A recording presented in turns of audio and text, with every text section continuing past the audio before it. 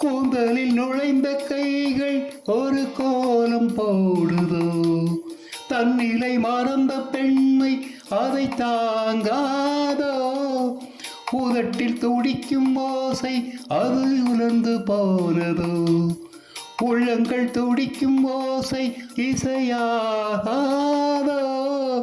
மங்கை இவள் வாய்த்திருந்தால் மல்லிகை பூவாசம், ஓடையெல்லாம் பெண் பெயரை உச்சரித்தே பேசும்.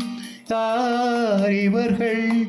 இளம் பூங்குயில்கள், இளங்காதல் மான்கள்.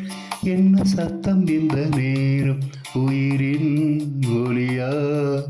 என்ன சத்தம் இந்த நேரம்? நதியின் ஒலியா?